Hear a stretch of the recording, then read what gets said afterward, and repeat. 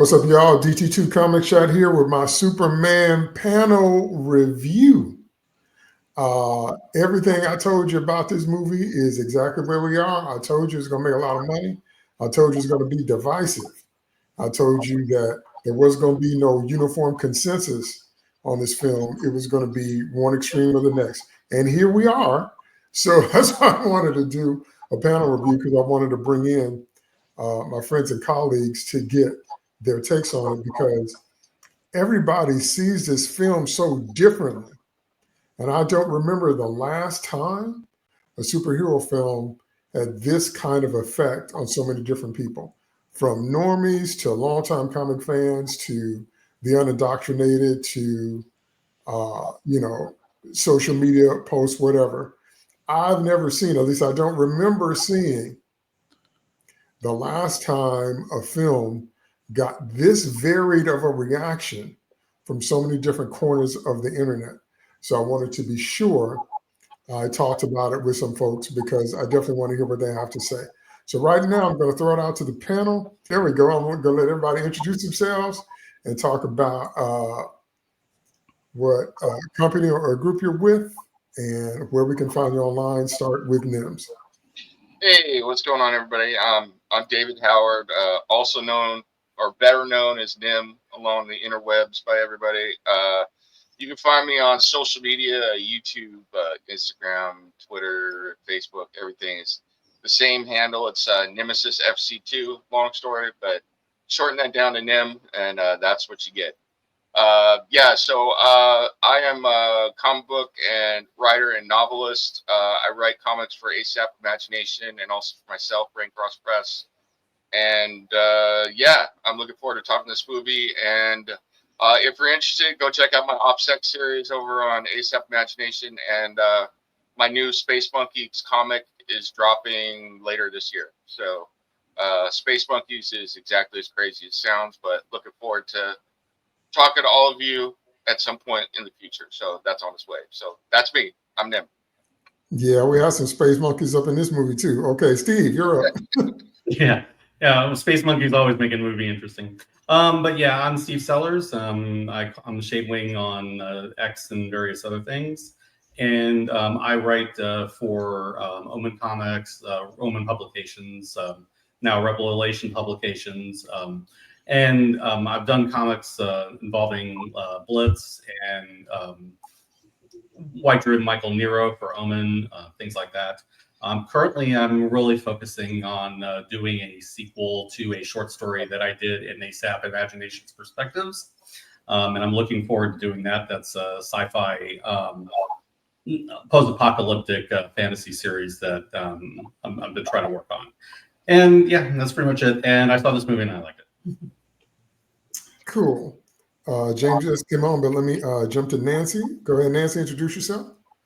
I'm Nancy Northcott. I write historical fantasy, sometimes with and sometimes without strong romantic elements for False Death Books. I also write the Outcast Station science fiction series with Jeannie Adams, and I write several different kinds of romance. I've loved Superman since I was 8 years old, and I'm the comics track director for Continual, the 24/7 multi-genre convention that never sleeps. And you can find me at nancynorthcott.com, which has links to all my social media except Blue Sky, because I don't know how to create the widget on my website.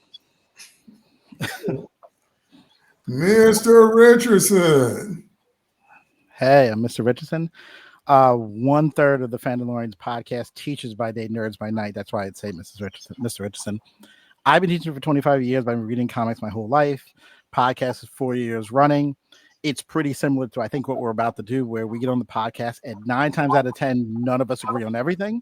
And we bicker first take style and just trash talk each other and tease each other, because I've known my colleagues on the podcast since we were 6 years old. And we all happen to end up being teachers. Fun show. You can find us, the Fandalorians podcast. You can search it anywhere. We're the only ones called it. Instagram, Twitter, TikTok, emails, whatever it is. Check it out. Oh, I worked on the reboot for Reading Rainbow. I wrote it, but it didn't get picked up. Everyone else has a writing thing here except for me. So I'm like, I sort of started something. COVID said no. That's all I got. All right. And James. There is something very LeVar Burton-ish about you. Yeah. And the reason it didn't work out because he wouldn't sign back on. And they were like, we're not doing it without him. And that's how it went away. But yeah, thank you. Yes, Hollywood, baby. James, jump in. Tell us who you are, what you're associated with, and where to find you on social media. Yeah, my name's James Enstall. I'm the host of Geek Me Radio. It's actually a live radio show on terrestrial radio, but you can stream us on Facebook and YouTube as well, geekmeradio.com. Every Sunday night, 10 o'clock Eastern, 7 p.m. Pacific, we do a live show covering the world of pop culture. I also just this year launched Two Rivers Comic Con, a brand new Comic Con here in St. Louis. We're local. We had Roy Thomas, Mark Bagley, David Michelini, as well as the voice cast of the Justice League. And we're looking forward to having our year 2 in 2026. Thank you. Thank you so much. Nim, Steve, we're going to have to do a Comic-Con, man. Yeah. We're going to have to make one, seriously. Okay, let's jump into our topic tonight. We're talking about Soup Demand 2025. Now, like I said, we're going to break it down into 3 parts. We're going to talk about the plot. We're going to talk about the look, and we're going to talk about the characterizations in the film. That's plenty. We probably won't be able to get to say everything we might want to say on that because that's enough to talk about, but there's plenty that goes on in this film. So I'll start out our topics, and I'm going to throw it to the panel, and everybody's definitely going to weigh in. First thing I want to talk about is the plot. Now, also, those of you that are watching this video, spoiler alert, there's always full spoilers in my videos because I don't never halfway talk about no movie. I don't even understand that. So if you're watching this video, we're going to talk about it as if you've seen the film. So if you haven't, then go watch the film and come back and watch this. Just want to give you a heads up. Okay, so the plot is another glorified real estate scheme from Lex Luthor. And the plot has to do with him low-key selling arms to one country to help them evade their sister country, and him getting the lion's share of the power, the real estate, the control, the say, effectively making himself a dictator. So it's not too far from Gene Hackman's Lex. It's less goofy in a Silver Age sense, but it's more goofy in a practical sense because it's really unnecessarily elaborate for what it is. And then the other thing about it is that you don't discover all that until the end. And so the movie goes all the way around everything else before you get to the desire line of the villain. So we don't really know why things are happening. We just know that they're happening. And then it's revealed in the last 15 minutes or so of the film. And so I'm definitely going to have some more to say about what drives this movie. But I want to hear what you guys think. What did you think about the plot? Did you think it was convoluted? Did you think it was simple? Do you think it was nonsensical? Start with Steve. Yeah, I would say overall it was solid. I don't think it's like amazing. I don't think this is going to be a movie that's going to be remembered for its plot. Not at all. That having been said, I think there are 2 through lines through this movie, and that is Lois and Clark. Because I think the reason why we don't find things out until late is because we have this entire bit with Lois where she has to figure out what's going on. That's really her whole role a lot of the time. And things like Superman, the animated series, it's like she's doing her investigative reporter stuff while Clark does his heroics, and they just happen to occasionally meet at various points. And I think that that's kind of where Gunn is going with this. And I think that that's perfectly fine. It's like, it's a perfectly standard setup. There's nothing groundbreaking about it. There's nothing original about it. It's not one of those things that is going to stick, with the mythos forever. But it is one of those things that gets the plot or gets the characters where they need to be at various times. You get the action set pieces, with Superman. You get Rachel Brosnahan as Lois, trying to go to the Justice Gang and get their help.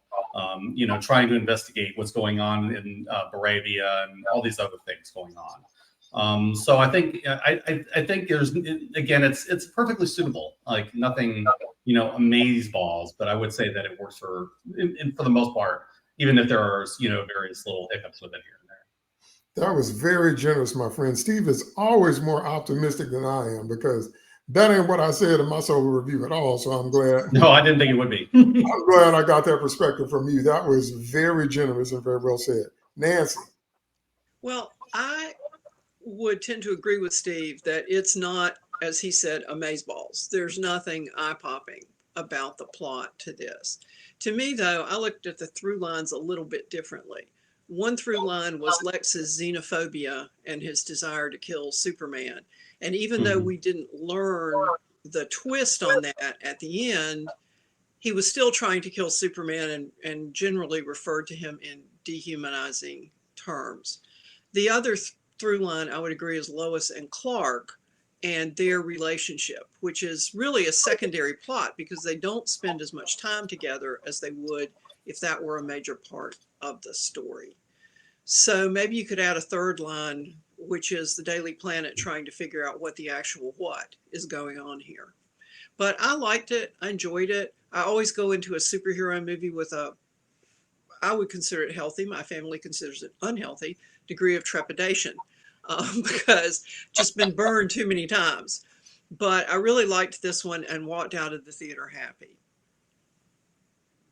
Well, God bless all y'all that live happy. James.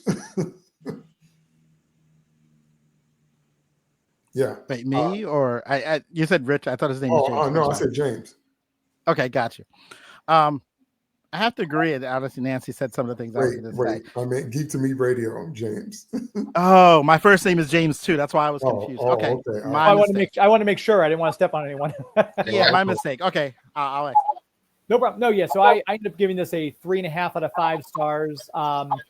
There was a lot to love, but there was also a lot that I feel like I went in with my expectations too high. That's probably part of the problem, but it was a very mixed bag. I loved Rachel Brosnahan as Lois Lane, probably my favorite Lois since Margot Kidder. Guy Gardner as Nathan Fillion as Guy Gardner was right out of the Keith Giffen and J.M. DeMatteis comic book. It was fantastic. I like Mr. Terrific. He was a nice addition to the Justice Gang, as they called it. And I thought David Cornsweet Superman was on point 2/3 of the time.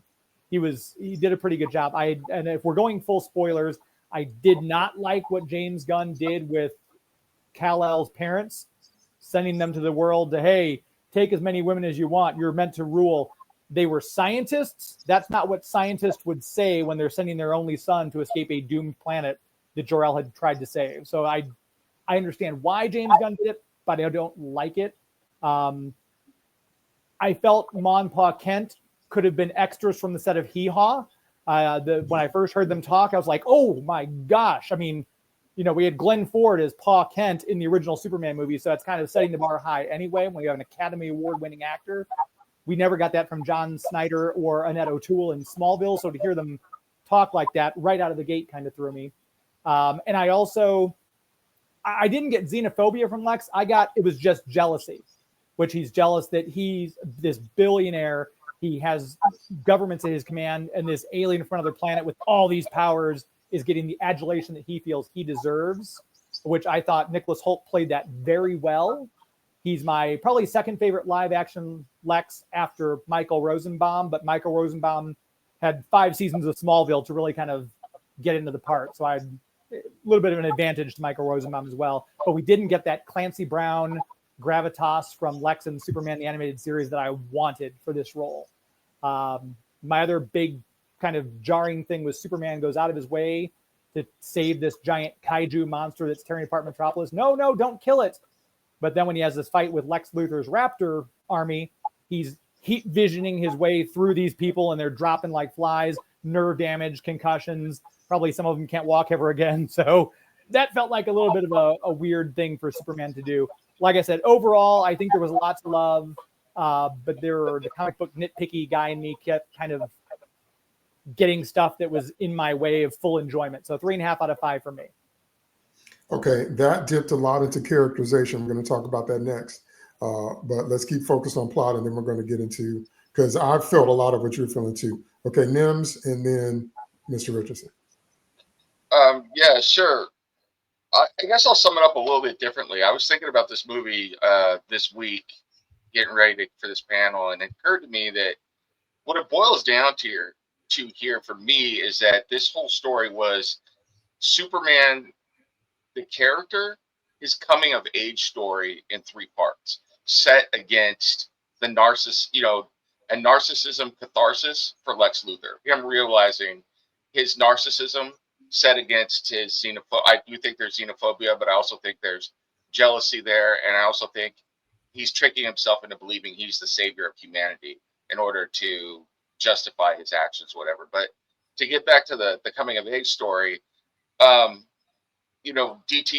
we've had this discussion for years, but I think that most of us have seen Superman, go away, and he's been educated for 12 years by his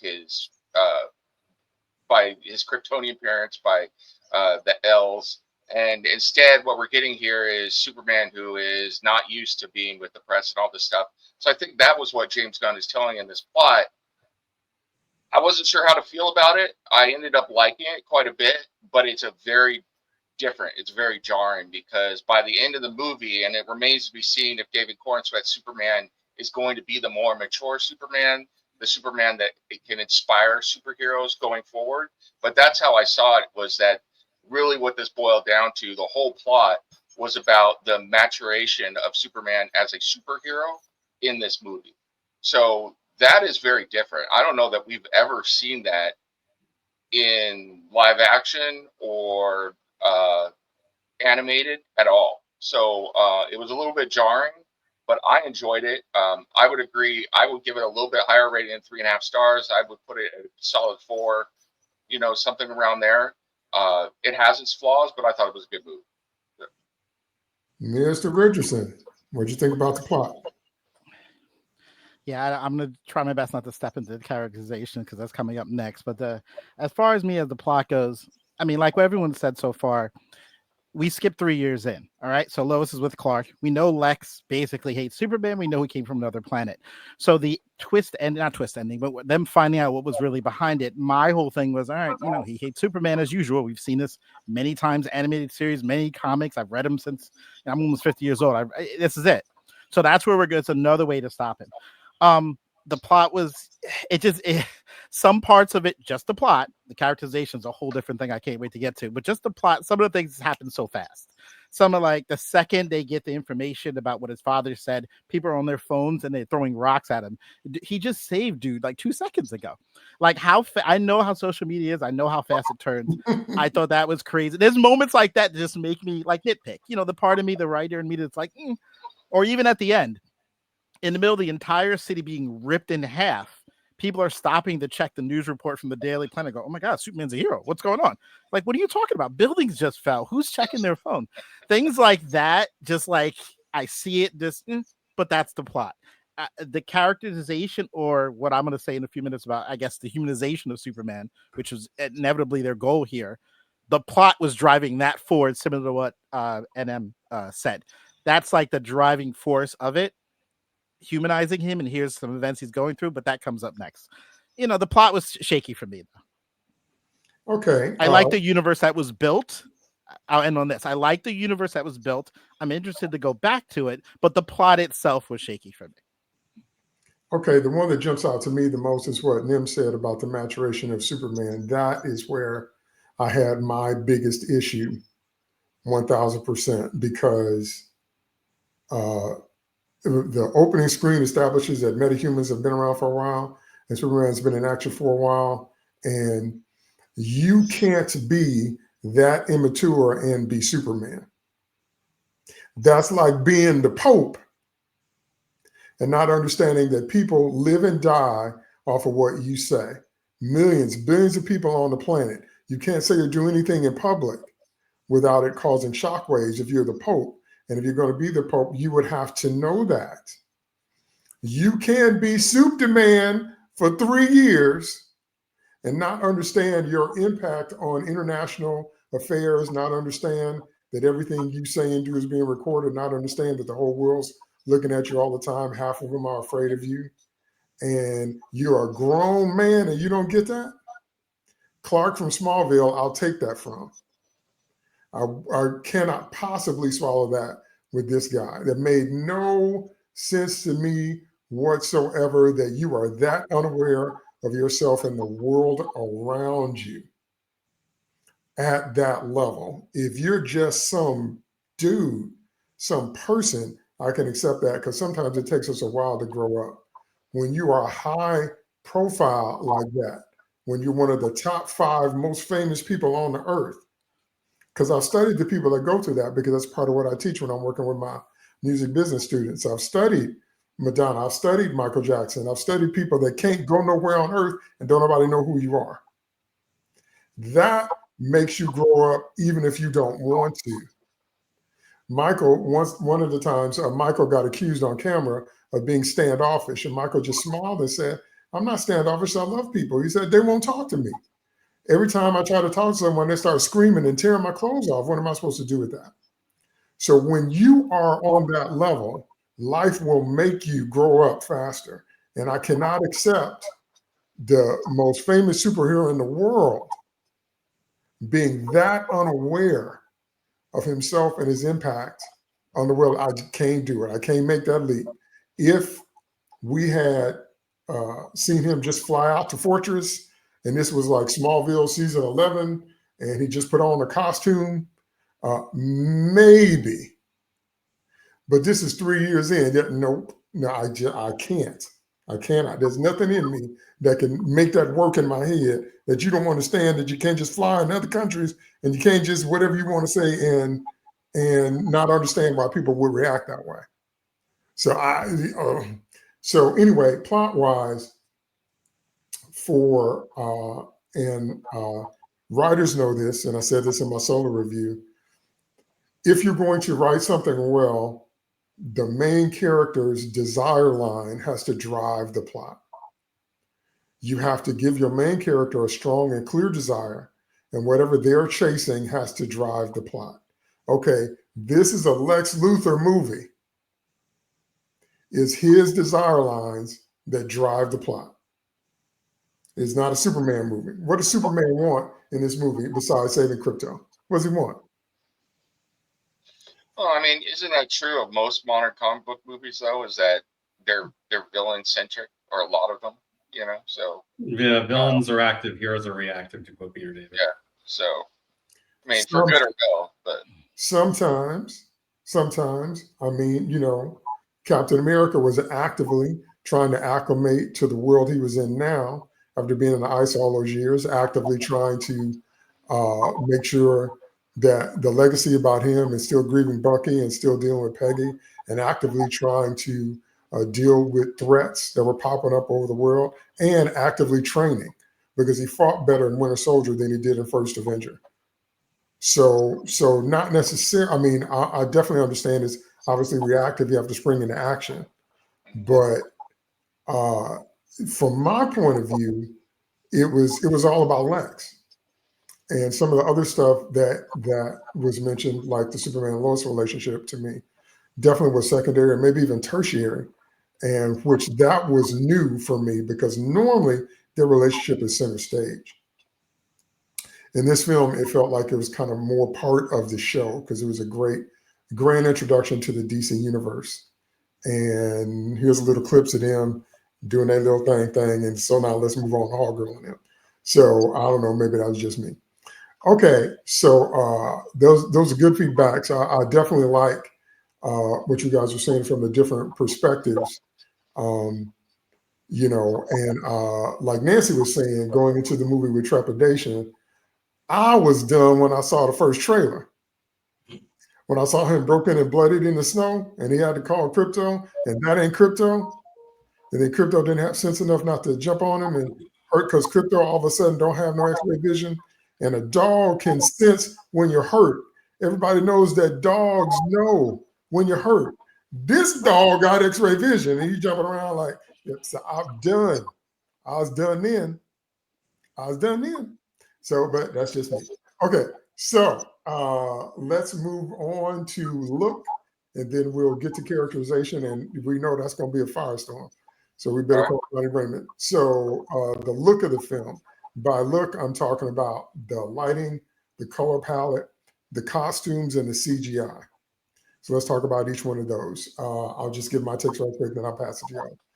The lighting, I felt like, was not as washed out as the Snyder films, but it was still a little too subdued for me because nothing in the movie that's yellow pops. Look behind me. Superman's costume, the yellows don't pop. And I think they should. Like the yellow on Steve's shirt pops more Yeah. than the yellow in the movie. So I thought it was a little bit more subdued than it needed to be. The costumes, I actually like the JLI costumes. I didn't like Superman's costume because it looked like a bunch of basketballs were sewed together and painted blue, but that's just me. And then all the normies I thought looked fine. The normies I thought, because I was trying to look for the things that might date the film, the normies I thought look fine. The selfies are going to date the film whenever we grow out of that, if we do. But that was cool. And then the CGI to me felt like a mixed bag because I thought the dragon was cool, but Metamorpho's kid was bizarre, whatever. So talk about each one of those things when I throw it to you. Talk about lighting, costumes, CGI, and the color palette in general. Start with Mr. Richardson. I mean, it felt like a comic book come to life where they were just going over with the colors. James Gunn did this before in Suicide Squad. He's all about the color, the palette, just like things popping on screen. And again, this is his first universe. This is first DC version of his universe. I was good with the costumes as well. Didn't mind Superman's costume either. Crypto was clearly a CGI the whole way through. Honestly, I thought it was okay. I thought it was fine. I don't have any real problems with it. I'm curious to see, as he's pointed out, that Clayface and these other things are going to be so different, how the other things that he's going to produce, Peacemaker for one, well, I've already seen it, but will they do things differently now? How is the rest of the universe going to look compared to this? And then when you merge them, what's going to happen? I'm curious to see if it's going to be this way all the way through, or if what he's saying is true. Every director or writer involved has their own palette and they can do whatever they want. I'm curious. But again, as far as this movie goes, I didn't mind it. I thought it was okay. Especially if we bring Batman in, that's going to be a thing. Okay, Nims. Yes. The look of the film. Let's see. Let me start with the negative, and then I'm going to go to the positive. So, from the negative, from a filmmaking standpoint, there were some choices made that I really didn't like, that I didn't understand because I haven't seen in a James Gunn film before. Specifically, his transitions from between scenes were these hard cutoffs with no blend, no real wipe or anything. It was just a hard black, and then the next scene, and that was really jarring to me, and it really kind of took me out of everything. So I've never seen James Gunn do that in any of his stuff before, so that threw me off quite a bit from a negative standpoint. The looks, I like the JLI stuff for the most part. I thought Guy Gardner was straight out of the comic books. Hawkgirl was okay for me. Metamorpho, I thought was fantastic, and the fact that most of that is practical was amazing to me. Same thing with the robots; those were all practical. They built those robots and they animated them, so that was really cool to see. I love all that. I also, James or Mr. Richardson was talking about Peacemaker. You can see that the James Gunn stuff, he loves those primary colors a lot in Peacemaker, and he does the same thing here, which is why I think it feels like a comic book brought to life. The part that I'm worried about a little bit is that he's already said that the tone is going to be different for different projects based on the director. I think you need to have some sort of consistency. So we'll see what he does from a producer standpoint on that. The CGI, I will agree with you. I think it was hit and miss. Some of it was really good. Some of it was a little janky. I thought the kaiju was kind of one of the weaker things for me. I thought the kaiju looked really fake compared to everything else. Not as fake as the big monster in the new Fantastic Four movie, but that is a whole other discussion. And then as far as the other characters besides the ones I already mentioned, I think the one that got nailed the best, and he's the one, and we're going to talk about this in characterization, I'm sure, the one who stole the show was Mr. Terrific. So Mr. Terrific hit on every level. So, he is, if I was going to give 100% to anything, I would give it to Mr. Terrific. So, but, all in all, I think it's a good look, a good experience, but I got to keep it real and I say that there were things that I didn't enjoy and things I thought were really, really good. So. No, I couldn't agree more about Mr. Terrific look and everything. Yeah, great. Okay, James, Geek to Me Radio. What did you think about the look of the film? I didn't have any problems with the look. I especially appreciate it after the kind of washed out gray tone that we got from the Snyderverse. I felt this was much more of a hopeful, bright Superman than I wanted.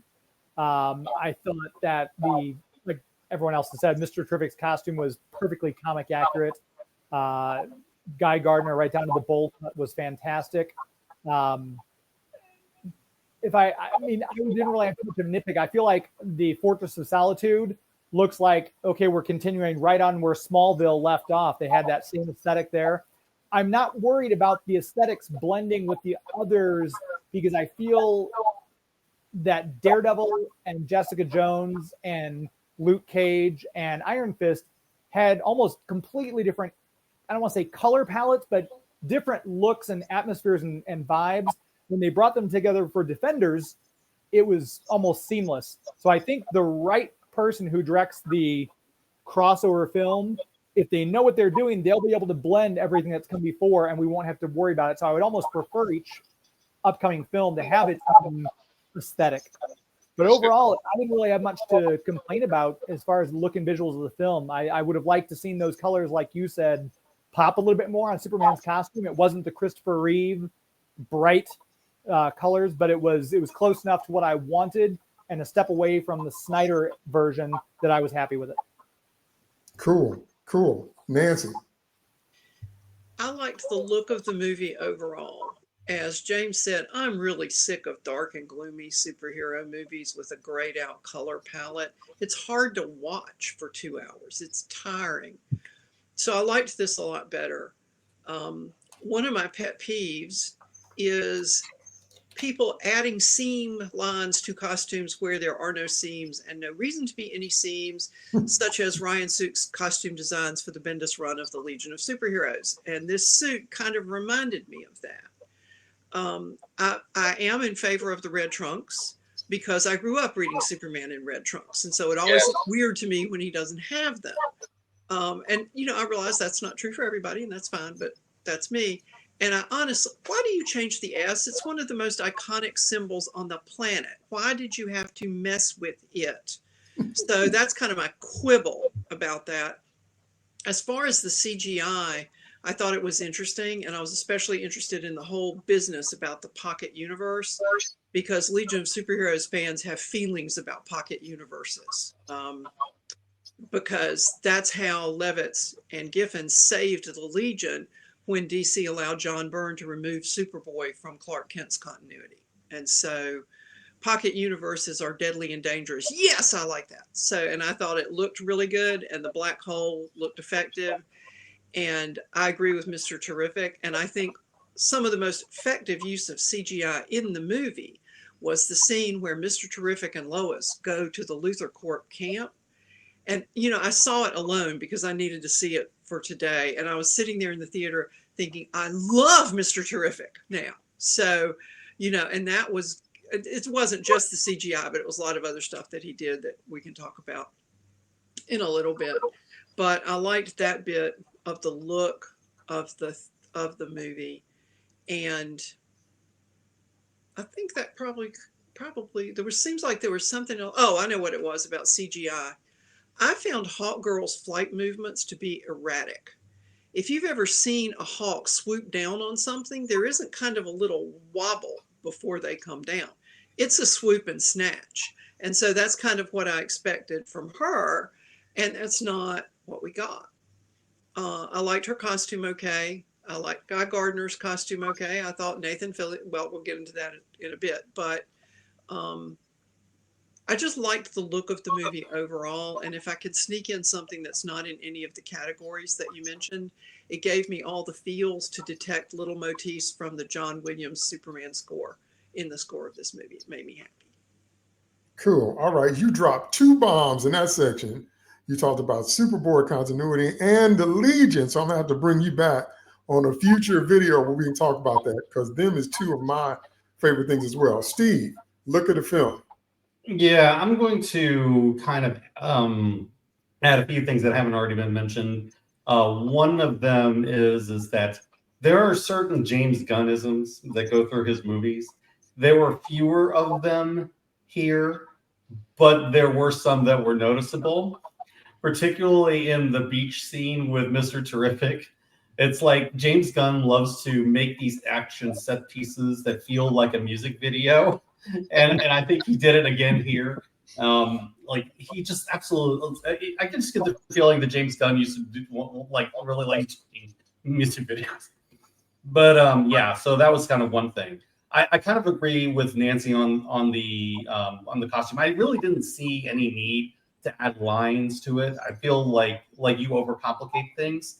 And when I've seen them do that in the comics, it's usually been like that New 52 suit that only Jim Lee can draw. Nobody else can draw that darn thing. Only he can. And when anybody else tries, it looks terrible. And I feel like there's a little bit of that in there, but the way that the movie is shot, it doesn't always call attention to that. So when it's subdued enough in the shots, it works, reasonably well. It's just when you're seeing like close-up shots where where you can see like the lines in his arms and things like that. It's like, yeah, no. Draw it back a bit. But I will say, as far as the trunks, I agree. And not only that, they were the All-Star Superman trunks. So there wasn't like the typical ones that you see like in a lot of his more iconic outfits.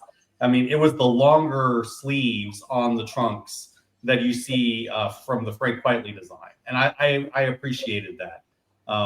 I don't know why they had a collar on it. I don't think you need a collar for the Superman design, but I will say I do love the overall general attempt to make him more bright. I think we needed to get away from that. I think there are too many filmmakers that have gotten lazy and have gotten into this habit of everything has to be dark and we have to change all the costumes to make it work in live action. This movie proves, yeah, you can make it look comic accurate and you can make it bright and it still works on screen. So I'm kind of tired of hearing all the excuses for why they keep getting it wrong. This movie shows that if you have a director who cares to get it right, like with Mr. Terrific, like with Guy Gardner, like with these various characters, you can get it to look great. We just need directors that actually are willing to put in the effort and actually care about the material. Okay, there's two comments on this that I have read online I wanted to speak to, but you guys said it too. One of them is that it looks like a comic book come to life. And I was like, no, it looks like 10 comic books all at once coming to life. I'm like, which comic are you? Oh, 10 of them. Okay, so that's it. The other thing about the look of this thing, because it took me a while, that's why I didn't do my review right away, because you guys know something can be stuck in your brain, but you can't articulate it. So you got to sit with it until you work through it and you realize what is it that's cooking. And for me, the look of this film felt like the old Take On Me video by Aha from the 80s. It felt like this was a cartoon flipped to live action. That's what this felt like to me. So combined with the comic book come to life and that kind of thing, that's what it looked like to me. Like it was an overly full episode of Superman, the animated series, except with live people.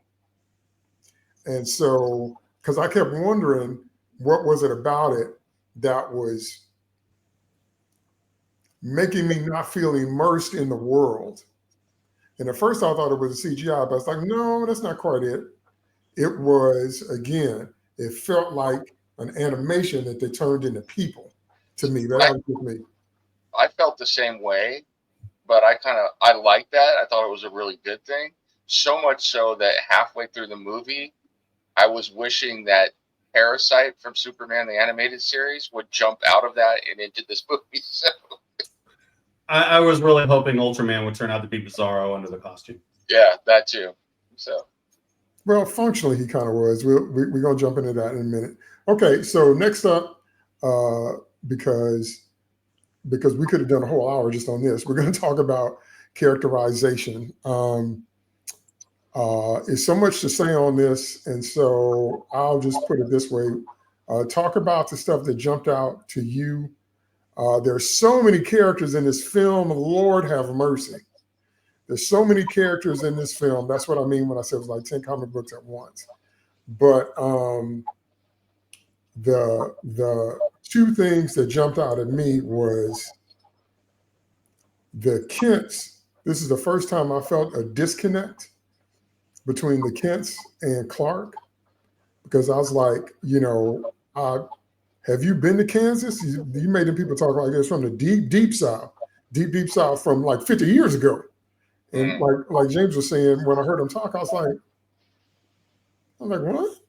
And so James Gunn grew up in St. Louis, so it felt like I don't know, was it a dig? Was it a disconnect? Was it a you don't know what people like that sound like? But I'm like, these ain't the people that raised Superman. There was that. The second thing, and the most obvious thing, was he gets his behind kicked 95% of this movie. I can't take it. Can't stand it. You're not going to talk me out of that. If you liked it, if he's more human, if he's more relatable, you like him broken and bloodied and bleeding and in the sunlight screaming, you like all that, have at it. Can't stand it. That ain't the man of steel. That's the man of Kleenex. You're supposed to feel safe when he show up. You ain't supposed to feel like, is he going to be able to make it through this okay? And that's what this movie bent over backwards to make him so human or weak and vulnerable until 90 to 95% of the movie, he's on his back writhing in pain, even when he's in the fortress. And I'm like, so if you don't establish his superness, if you will, it's his superness that gives contrast to when he gets hurt. And I shouldn't have to say that to any writer or anybody that's ever read a comic book, anybody that's ever done a movie. I shouldn't have to say you have to establish the steel part of the Man of Steel before you introduce something. That's why Kryptonite has such an impact. The Donner movie did it perfectly. All through that movie, Superman saving helicopters. Superman is, getting hit on the head and laughing, bad vibrations. They cut out the scene where he gets peppered by the bullets on the way to Lexington. Nothing can stop this guy. Truly Superman. And all of a sudden, he discovers kryptonite for the first time, and that kind of thing. That's how you do that. But this guy, just everywhere you turn, he's losing. And he's losing huge, and he's losing in a brutal way. And there is no words that could be spoken in my ears to make me get over that. So, like I said, however other people felt about that, that's cool. But I don't need a humanized Superman that's getting his behind kicked every 5 minutes by everything that he faces, to the point where I have to wonder, when you show up, how's this going to turn out? You're supposed to feel safe when Superman shows up because nothing can hurt him except a few things, magic, kryptonite, or whatever. But other than that, most threats, he's all good. But this guy, I was like, you better call somebody. You better call Batman or something, because you don't know what you're going to do. So those are two. So we can talk about some more, but I want you to start out with the two that jumped out most at you. James, Geek to Me Radio, go first. Characterization. The one thing that jumped out at me more than any other characterization was probably Metamorpho. He looked like the character. He had the power set.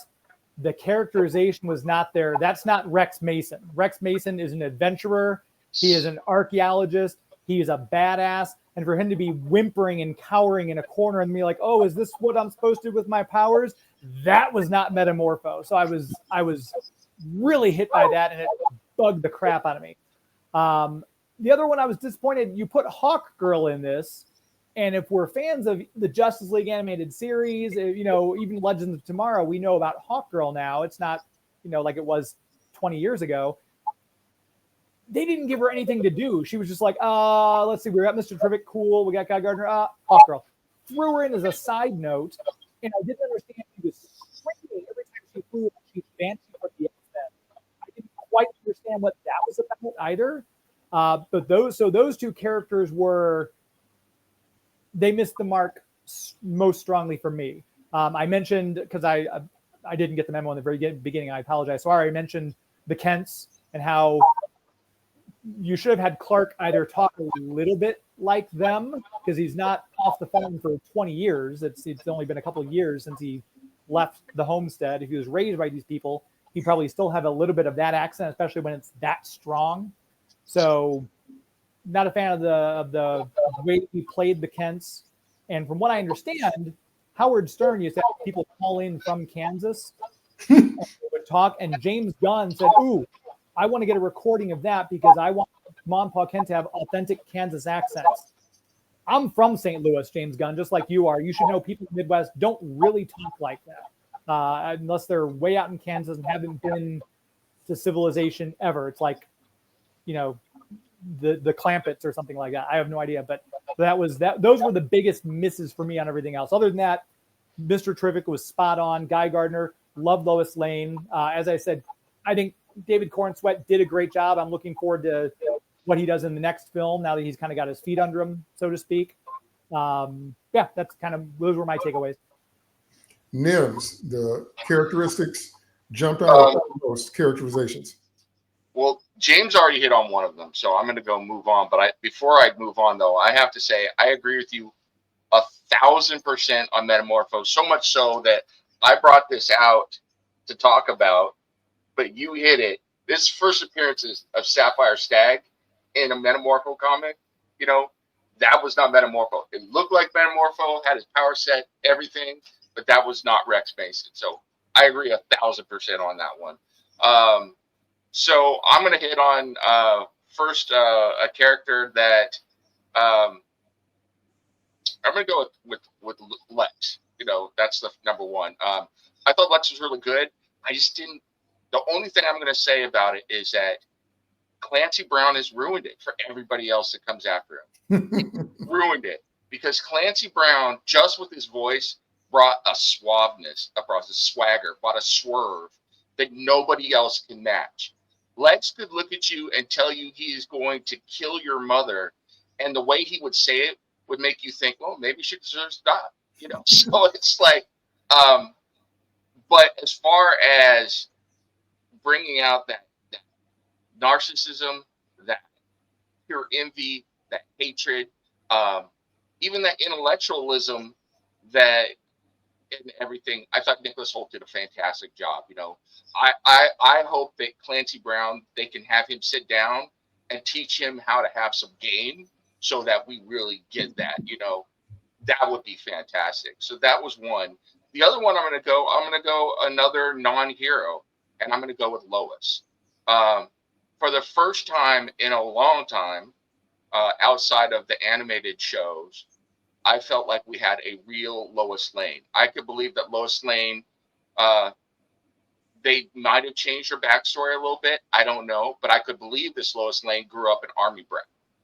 I could believe this Lois Lane is a Pulitzer Prize winning reporter. I could believe this Lois Lane is a legitimate force in this world. I could believe this Lois Lane might have dated Lex Luthor in the past, although in this iteration probably didn't. I could see Bruce Wayne being interested in this Lois Lane. You know, all of that was there, and so I loved that. You know, I was like, Lois is a force in this, and so I thought that was very, very well done. I think Rachel Brosnahan has got a future for this character that, bless her heart, nothing against her, but I never saw Amy Adams as Lois Lane. So I think this is fantastic. I think this is the best Lois Lane I've seen since Margot Kidder. So this Lex Luthor also slept with Perry White's wife. Did you know that? What's that? This Lex Luthor slept with Perry White's wife in this story world. No, I didn't know that. That's why Perry hates him in this story. So just random information. Steve, characterization. Yeah, I'm sure he did it because he hated Superman after he stole the 40K. Yeah. I'm going to agree with Luthor. In fact, he was my first thought as well. This is Grant Morrison's Lex Luthor. Absolutely. Like, you can tell that, like, the majority of what was drawn from All-Star Superman, it was the characterization of Luthor. Because you see, like, the total hater.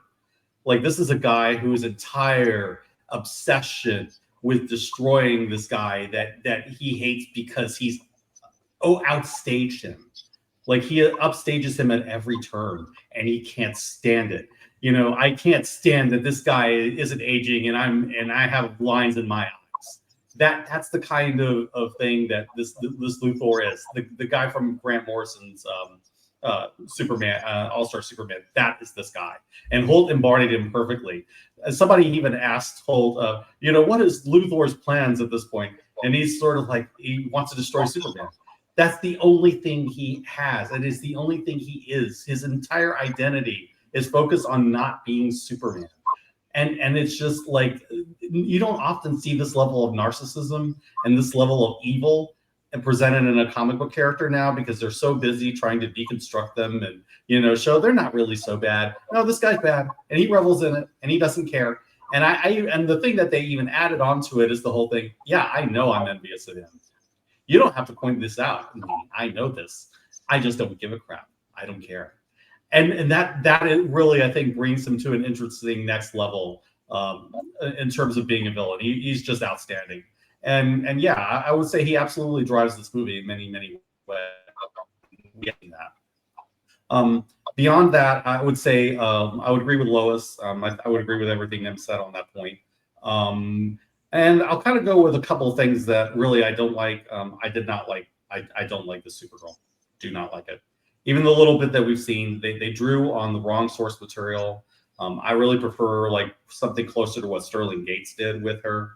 Something closer to what Brian Miller did with her.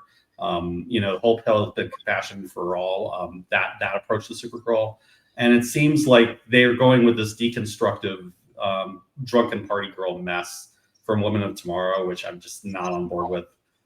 So unfortunately, that means that the Supergirl movie is going to be a miss for me.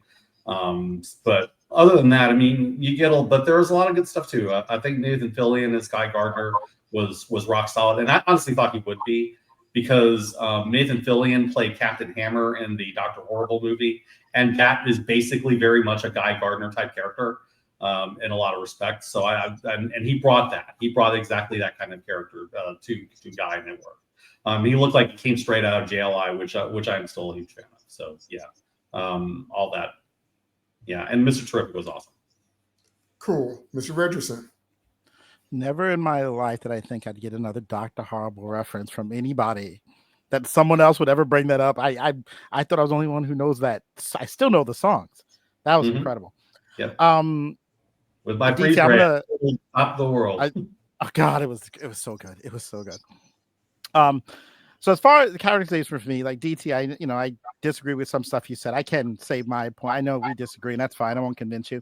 I'm completely okay with a humanized Superman. I was okay with him getting beat up in the animated series, so I can then turn around and watch this and be like, oh no, he's getting hurt now. I'm good. I've seen him get beaten up plenty of times. I understand the goal was to humanize him. I understand the pitch. How are we doing this differently?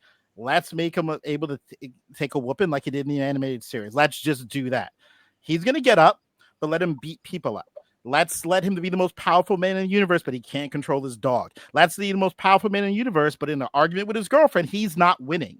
Now, when his whole thing with going to the other country, I was like you. I sat there and heard it because it came on like a news thing before they started debating it. I'm like, why would he do that? He's Superman. Though I can't argue, and I don't care what political linings you are, there are plenty of people in positions of power who make stupid decisions right now somewhere in this country. So I can understand people doing stupid things, but I wanted to see what happened. So Lois and him sit down, and I honestly think that's one of that scene and the Lois and Supes fight at the end is one of my favorite scenes, because Lois is basically making the exact same argument that DT made a few minutes ago, which is, what are you doing? You should know better. You can't just go into a country. And Superman's just like, people are going to die. People are going to die. Now, my kids are with me. There's a 21-year-old, a 21-year-old cousin, 20-year-old, and they don't like Superman at all because they've grown up in an era where, this is what they don't know it. It's not around. They didn't like Snyder, and they didn't care. So my son whispers to me like, well, why would he think to do that? And when he said people are just dying, I said, listen, I just said to my son, because, he's asking questions when he shouldn't in the movie. I'm like, I don't know. He's from the country, but, maybe it's simple life. I don't know, whatever. I don't know what to say. And then when we meet them and then Gunn has them talk, for lack of a better way, simple, to make us be like, oh, they save people. And that's the mindset he has. Now, he's been doing this 3 years. Okay, saving people around Metropolis or whatever. This is the first time he crossed into a world that, yes, I agree, he should know better.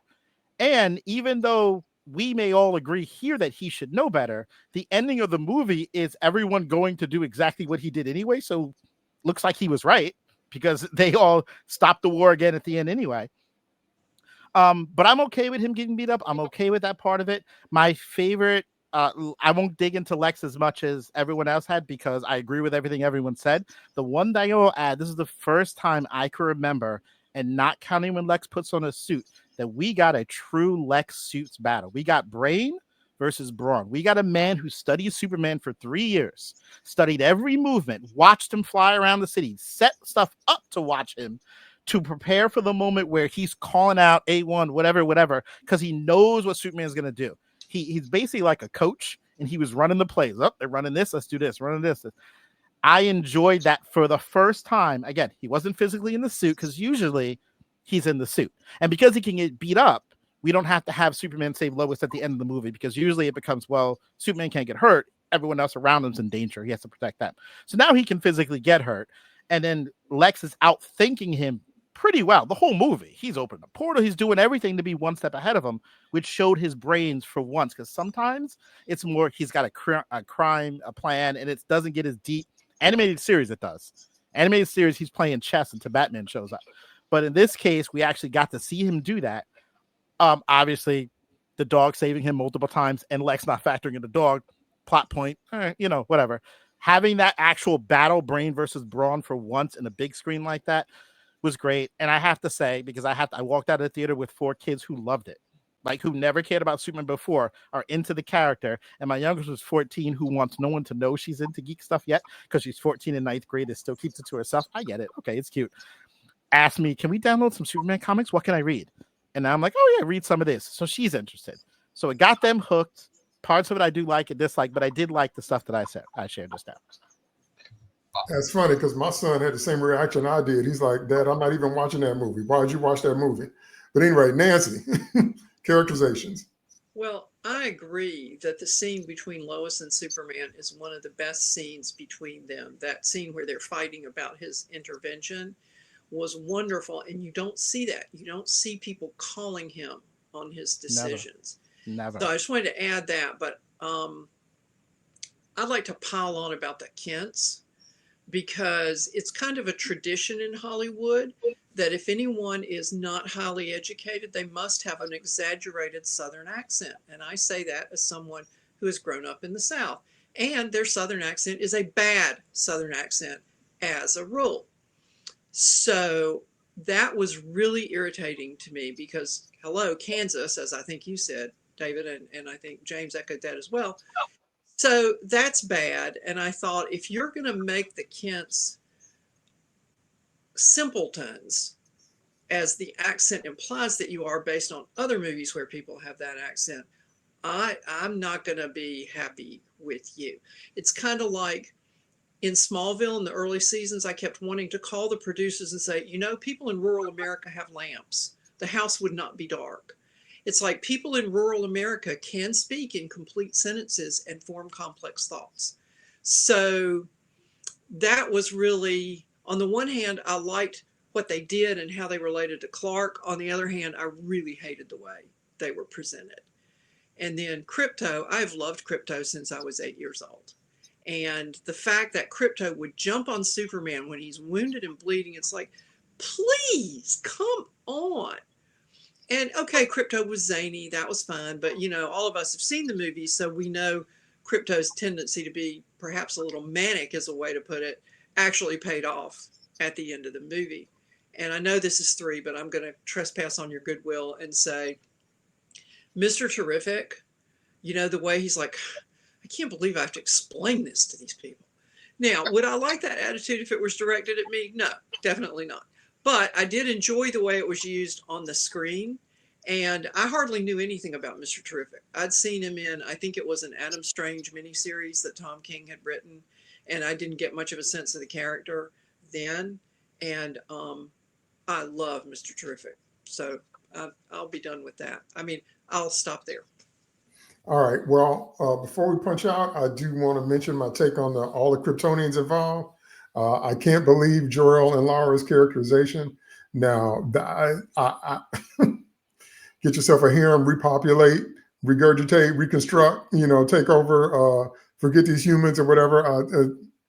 What? Now, Lara's disdain for sending her son among a less civilized people is not new. That's in the Byrne reboot. That's actually in the Donner movies. Every time we have a chance to hear his mom talk, she was always worried about sending Kal-El among a less developed peoples. So I'll give you that one. But being sent to carry Krypton on by having as many babies as you can have, really? Okay, that makes him no different from Zod Nim. That makes him no different from any other conqueror. And I'm like, you're not a thoughtful He's scientist. basically Omni-Man if he actually had embraced it. Right. You're not a thoughtful scientist. You're not someone that's thought this through. You didn't send your son to inspire people to be better. You just like later for the humans, and I'm like, if you had a room full of super babies, who would watch them? The robots? You really want a bunch of kids with superpowers as toddlers? You couldn't control crypto. What you gonna do with 20 super babies? And who gonna have them babies? And so it's so, see, I can't take it when it get that ignorant. I can't take it. I couldn't believe it. Can I say one thing though? Ready? Yeah. Here's the thing. If you're going to do that, because this movie hinges on them hating Superman enough for him to get captured, and that's how it moves it forward. Even if you do that, you got to take it back at the end. Like, what's the point of not reversing course? And I get it. Oh, it's fake AI, whatever. Even if I almost said Leia, that's a different person. Lois finds out at the end that somehow it's cheesy, but there's monkeys on computers, so we can just deal with it. You got to put that back away at the end. Just get that. I understand you got to push it forward. Yeah, we got to hate Superman. That's the thing. Cool. DT, not to cut you off though, but I agree with you 1,000%. You got to put that away. You cannot let that stay there at the end. And at the end, he sees pictures of that's stupid. Sorry, I was so mad. I had to say. Lois should have cleared his name. I will say yes, this. man, 100%. She should have cleared his name. Go ahead, Nims. Nims, go ahead. Are you frozen? He might be. Okay, well, we can get unfrozen, jump back on in. And so it so degrades the character of Jor-El. Now, I did not like Jor-El on Smallville because he was openly hostile and antagonistic towards Clark, and he punished him at every turn. This was at a different level. And again, this was actually no different from the Thanagarians in Starcrossed in Justice League. We're going to use the humans to do what we need to do to keep our race going. And I'm like, no, there's that. And then there's Kara. This is definitely a setup for Woman of Tomorrow if you've read it, but it's going to be a gun version of a Tom King story, which means Kara going to be buck wild and out of control. Okay, she already drunk. She had to go to a Red Sun planet to get drunk, which again, when the stupid get too high, I can't take it. You didn't think that through. You're going to take yourself and the dog where both of y'all don't have no powers and then be surprised at what happens. And then they work so hard to make her be more Kryptonian than human. And then what she wants to do for her 21st birthday is just tie one on. Really? So I think Gunn is going to use the Jor-El attitude of overtake the humans to justify Kara's behavior. I think she's going to have the same, we're better than them, we're stronger than them.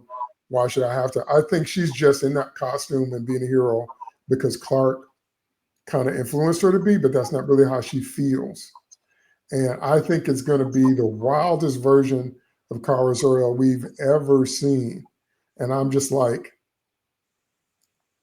it doesn't have any roots in anything that makes any sense with the consistency of the characters over the years in terms of the Kryptonians. What makes Clark different is that he grew up here. But what makes Clark different is that even if he grew up in Russia, in Red Sun, he would eventually come to a point where he would look at life differently, or like speeding bullets when he was Batman for a while, because he has a better heart than that.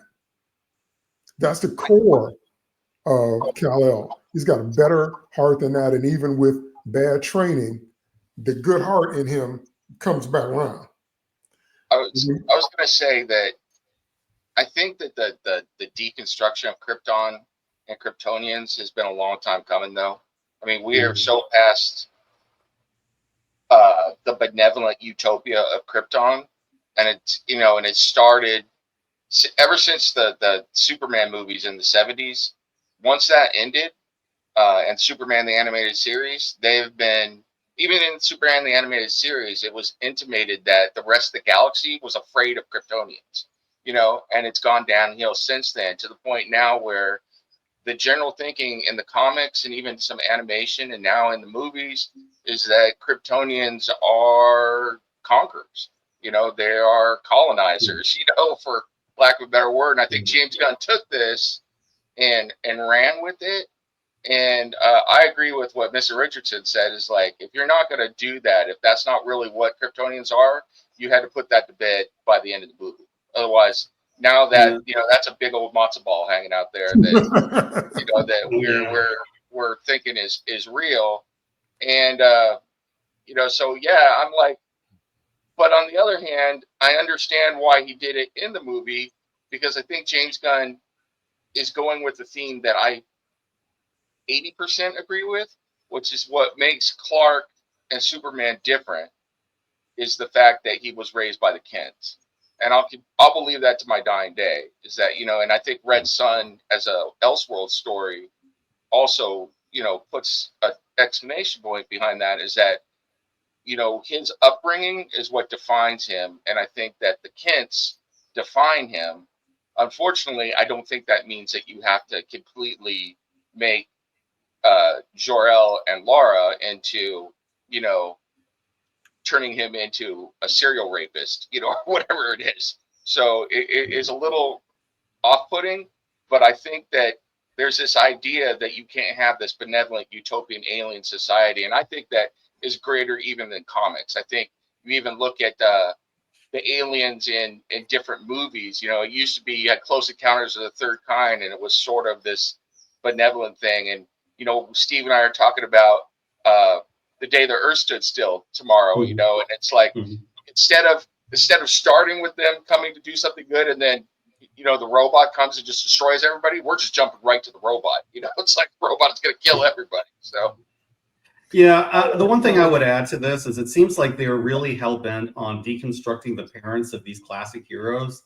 We already saw in the Batman, Bruce and Martha Wayne were bad people. Stuff that came out of the Telltale games as well. And we're seeing all these other things. I don't know why they're doing this. They're just treating these parental figures like they're the bad guys that the heroes have to not be, rather than the guiding influences that made them who they are. I don't get this. I like the idea, though, if they kept this in, only because Superwoman is not going to be, obviously she wasn't raised by the same people, so she's going to be different. And as DT points out, her movie could be a quest for her to actually finally act like the hero she should be, versus almost like a Hancock with Will Smith, but done correctly, where she's just off the rails and finally learns to become a hero, though Hancock's third act was terrible. Let's just say that. But you get like the same kind of premise. Then that keeps this in for a purpose, even though I still don't like it. Because I thought right away when they were doing Supergirl so quick, I'm like, Supergirl so quick, we just did Superman. Shouldn't we move? But this started to make sense. They did a great job with this. My favorite thing, one of the things I liked about this as well, because it's bringing up my point with Supergirl, is instead of doing a post-credit scene, he just sprinkled all the stuff in the middle of the film. He threw Supergirl in there. He threw the Justice Gang in there. He threw all the things that could pivot, and some of the casts are in there are going to be in Peacemaker. He put all the little parts of the web that are spreading out in the main movie, and the post-credit stuff was just silly stuff that wasn't necessary. But Superwoman being that kind of quest for her to again, Hancock but a better ending. If they want to go that route, okay, I'll see what they're doing. I'll see what it is.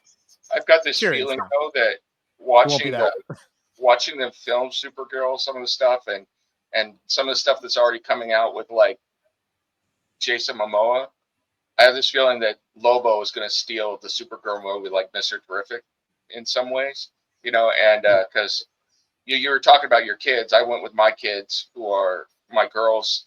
So I went with a 22-year-old, a 19-year-old, a 20-year-old, and then my wife. And they all came out loving Mr. Terrific and Guy Gardner, and they're normies, so it's Yeah, like, yeah. so now to the point where my wife is like, where can I get you a Guy Gardner shirt? I was like, well, that would be a Green Lantern shirt. Yeah. Right. It's like, Well, get I it. guess the apple don't fall too far from the tree because, like I said, my son said he refuses to watch the movie. He didn't understand why I watched it. I was like, I know, but I got to talk about it. Okay, let's have our final thoughts as we close out. I really appreciated having you guys. I definitely appreciated hearing your perspectives. My final thoughts would be, and I said this in my solo review, people are not going to like the precedent that this has set. I've been saying that for a while. You want to have a Superman like this. You want to have a Superman that's quick-tempered and hot off the draw and who isn't aware of the world around him and who gets easily beaten up and all that. You're not going to like where that goes. The heroes you end up with, this is a Superman and Magog moment like in Kingdom Come, where they chose the hero that would kill over the one that wouldn't, and Superman left. And then by the time all the rest of the heroes got out of control, Diana had to go get Superman and tell him to come back. Okay, that's what this is. So by the time I will tell you the name of the future article, the article that's going to be written is going to be, where have all our superheroes gone? The article is going to be, where did all our heroes go? Somebody's going to write that article in the future, and they're going to talk about how did we get here? The first living example of that is Ironheart. I know that's a whole nother conversation, but murderer, thief, liar, conjuring of demons, deal with the devil. And everybody's defending her. Okay. So you're not going to like what this is going to empty out into, where everybody else had to save the day and Superman just had to save his own skin, and he's questionable in everything, questionable in power, questionable in whatever, and he's 23 years old or 25 or however old he is, but he still doesn't understand fame on his level.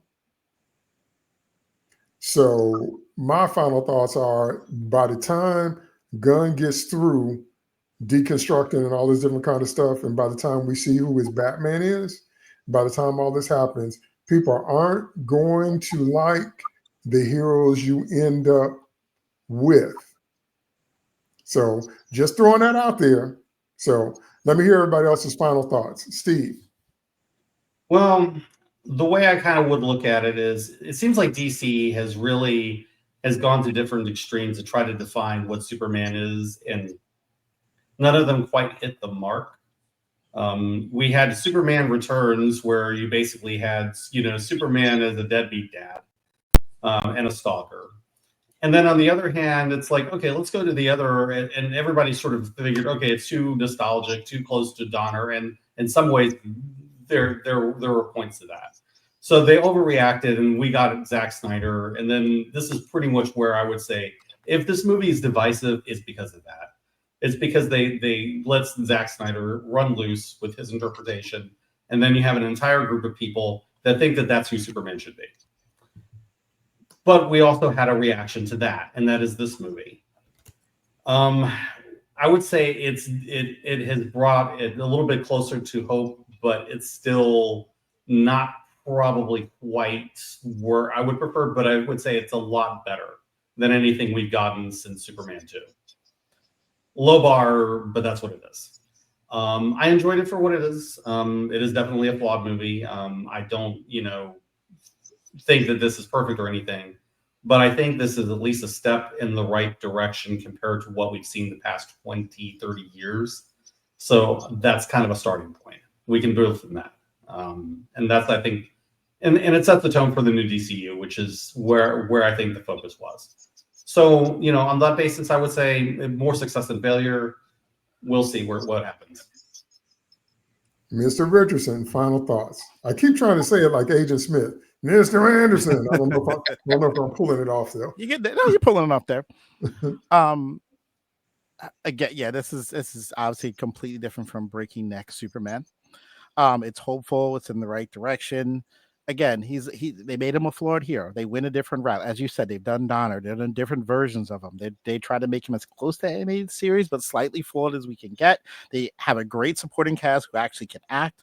Lois is incredible. I like the universe. I mean, he's flawed. He makes mistakes. He's also trying to save squirrels. So he's still a positive person, and that's much better than what we got. I enjoyed the universe so far. I want to go back to it, and I want to see where this goes. Like I can't say I don't want to see another world venture into the Gunverse, so to speak. Cool. Nancy, final thoughts. I would go see another movie set in this continuity with these characters. I agree with you that Superman is a little naive, but I'll take naive over dark and brooding. And I give DC points for not doing what they did in so many of their superhero movies, which is cast a comparatively unknown character in the title role and a big name actor as either the villain or in what should be a supporting role. And then those supporting roles become major roles because big name actors aren't going to do a movie for 15 minutes of screen time. So I liked that about it. I liked that it's overall positive. I could have done with a little less of Superman getting whooped up on, as the saying goes. I mean, a few times makes the point. I don't think we needed as much as we got it. But overall, it was a very positive film. I like Jimmy Olsen had something to do that mattered. My complaint of why in the world is there a bimbo with Lex in this movie? Well, there turned out to be a reason for that. So, I liked it overall, and I would go see it. I am going to go see it again with my family. And that bimbo said, give me some Jimmy Olsen. Okay, James, Get to Me Radio, final thoughts. Yeah, overall, like I said in the beginning, I give it 3.5 out of 5 stars. It's definitely a step above what Zack Snyder did. It was more bright, more hopeful, more of the Superman I wanted to see for the past 30 years, I guess, because Brendan Routh did a fine job, and I was glad he got his flowers getting to play the Superman in Legends of Tomorrow in that big crossover, because that was the Superman he should have been playing all in the Kingdom Come version. But I thought David Cornsweet did a great job right out of the gate. I just yesterday was rewatching Superman 3, and there's no touching the original 1978 Superman or Superman 2. I would put this on par with Superman 3. It was enjoyable. Yes, I want to see it again. If I'm flipping through channels and it's on 5 years from now, yeah, I'm probably going to stop and watch it. For as nitpicky as I was about this aspect and that aspect, there was still a lot to love. So I would say if you're a superhero fan, which I grew up with DC Comics as my first comic books, this was enjoyable for me on a lot of levels. So I'll probably end up go seeing it again too. Cool. Nims, final thoughts. Yeah, I mean, I'll just say this is, I thought that they did a really good job throwing us in the middle of a universe, and I like the universe. So I like this world, and that is the number one thing. The number two thing is I thought it interesting that everybody threw out All-Star Superman, who is, in my mind, is peak OP Superman, and then Superman we got here is Superman the animated series, which is not, Superman is struggling a lot in that. What I will say, though, is that I think that there's more room for Superman to grow into his powers and become even more powerful than there is to nerf him as the movie thing goes on. That said, my final thought is, for the first time in a long time, I went into a DC movie and a Superman movie and walked out smiling and happy. So, and at the end of and entertained. And at the end of the day, if you entertain me and you entertain my family, more importantly, then I can't really ask for more than that, so. Cool. All right. Well, thanks everybody for joining me on this panel. I really appreciate it. Your perspectives were great, varied, different things, but I knew you would all have some good things to say. I definitely agree that we are on the precipice of something new. We don't all see it the same way, but we all see that we're on the precipice of something new, and we want to see kind of where it goes and how it plays out. So it's going to be interesting to have these conversations as subsequent content comes out, as Lanterns comes out, as Supergirl comes out, if they ever introduce Batman, whatever that's going to look like.